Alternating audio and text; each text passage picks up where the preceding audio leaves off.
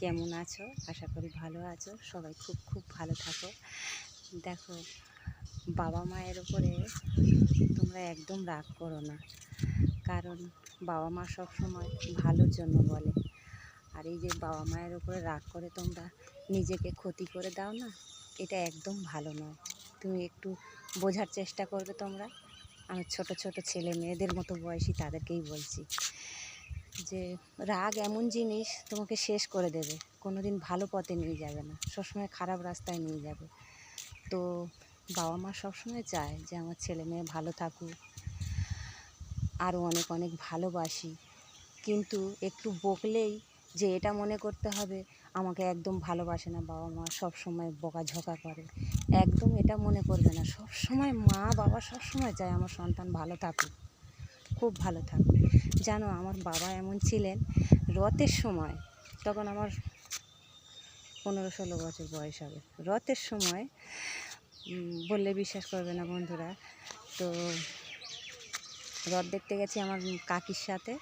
তো একটু সন্ধে হয়ে গেছে বলে আমার বাবা সেই রথের থেকে ঘাড় ধাক্কা দিয়ে পুরো মেরে মেরে, রথে লোক ভর্তি, মেরে মেরে নিয়ে এসছে ঘাড় ধাক্কা ধরে।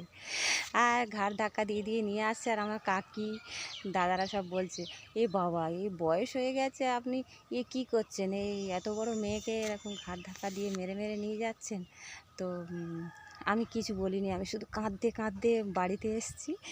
এসে রাগ করে বাবা মায়ের ভালোবাসা দেখো বন্ধুরা, আগে বুঝতে পারিনি, অবুঝের মতো ছিলাম। এখন বাবা নেই তো কষ্ট হয় খুব, তাই বুঝতে পারি যে বাবার ভালোবাসা কত ছোট ছোট ভালোবাসা, এগুলো আমরা মনে করতে পারি না। দেখো, তারপরে বাড়িতে এসেছি, খাইনি, রাগ করে বসে আছি। তো বাবা এসে আস্তে আস্তে হাতটা ধরলো আমার, ধরে বলছে, চলো মা, খেয়ে নেবে, চলো। হ্যাঁ, মা করছে, অত লোকের সামনে আমাকে মেরে মেরে নিয়ে এসে আবার এসে মা করছে। আচ্ছা ঠিক আছে ঠিক আছে, আমার অন্যায় হয়ে গেছে বাবা, আমার অন্যায় হয়ে গেছে, চলো বলে এবারে মানে নিয়ে যাওয়ার জন্য খুব করছে। আর আমি বাবার হাত চাটা মারছি, আসবো না। তারপর অনেকক্ষণ পরে বাবার হাতে লেগে গেছে, তো আমি হাতটা এরকম ঝাঁটা মেরেছি, বাবার হাতে লেগে গেছে। তো বাবা চলে গেছে, আর আমার এত কান্না পেয়েছে। আমি বলি, বাবা এ কী করলাম, আমার বাবার হাতটা এরমভাবে সরিয়ে দিলাম, বাবার হাতে লাগলো বলে গেছি। বাবা ভাতের থালায় বসেছে, বসে বসে বলছে, মা খেয়ে নে, মা খেয়ে নে, রাগ করিস না, খেয়ে নে।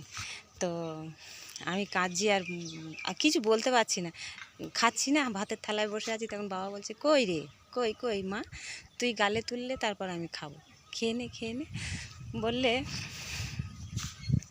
এরকম বলতো। তো এইটুকু, এরকম ছোট ছোট ভালোবাসাগুলো তো আমরা খেয়াল করিনি কখনো, যে এই ভালোবাসার এত দাম, এত দাম। বন্ধুরা, এরকম ভুল করবে না। হ্যাঁ, সবসময় বাবা মাকে সম্মান দেবে, ভালোবাসবে, দেখবে অনেক অনেক ভালোবাসা পাবে।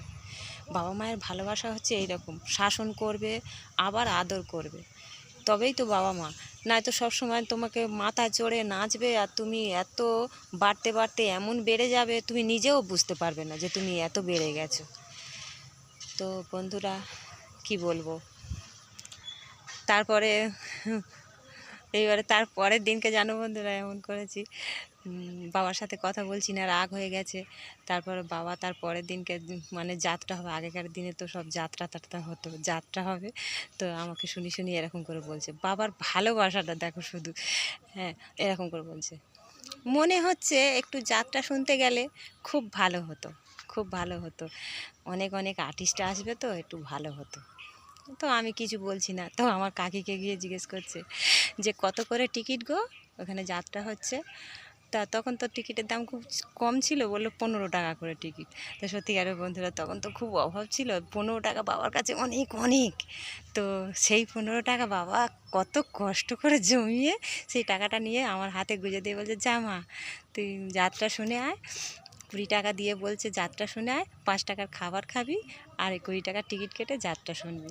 দেখো কত কত অমূল্য ভালোবাসা, দেখো এইসব ভালোবাসাগুলো তো বন্ধুরা চোখে পড়ে না আজকাল।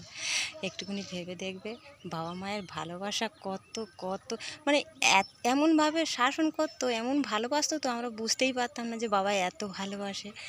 দেখো, বাবা রান্না বসিয়ে দিয়েছি। এত বদমাশ ছিলাম বন্ধুরা কি বলবো। তো ভাত বসিয়ে দিয়েছি, বাবা বলছে মা রে কাঠ নেই বসার সময়, এই খড়গুলো ভিজে গেছে কিসে রান্না করব, একটু চাল নিয়ে বসা মা। তারপর দেখছি, এবার বাবা চিন্তা করছে দেখে আমার এত খারাপ লাগছে। আমি কি করেছি, ভাতটা বসিয়ে দিয়ে বিরাট বড় একটা খিরিস গাছ ছিল, সেই খিরিস গাছের মাথায় উঠে গেছি। গিয়ে গিয়ে খিরিস গাছের মাথায় উঠে গেছি, গিয়ে তারপরে সেই কাঠ ভেঙে আওয়াজ হয়েছে খুব জোরে। বাবা খুঁজছে মেয়ে কোথায় গেল, মেয়ে কোথায় গেল। আমার কাকাকে জিজ্ঞেস করছে মেয়েকে দেখেছিস, এক্ষুনি ভাত বসিয়ে দিয়ে কোথায় গেল। তারপরে দেখো তোমার মেয়ে ওই গাছে উঠে বসে আছে বলে বাবা লাঠি নিয়ে গাছের গোড়ায় দাঁড়িয়ে আছে লাঠি নিয়ে।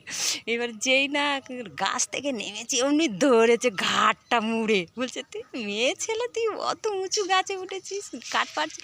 আমি বলছি বাবা তুই টেনশান করছিলে কিসে রান্না কর, তাই জন্য তো আমি ওই গাছটায় উঠেছি। আর মা এরকম করবি না, হাত পা ভেঙে যাবে। দেখো কীরকম ভালোবাসা বাবার, আর অনেক অনেক ভরপুর ভালোবাসা আছে বন্ধুরা এরকম ছোটোখাটো, বললে অনেক বড় হয়ে যাবে। বলো আজকের এত ধৈর্য কার আছে যে এরকম বড় বড় গল্প শুনবে বলো তো। ওই জন্য আর বেশি কিছু বলছি না বন্ধুরা, সবাই খুব ভালো থেকো আর বাবা মাকে খুব খুব ভালোবেসো। হরে কৃষ্ণ।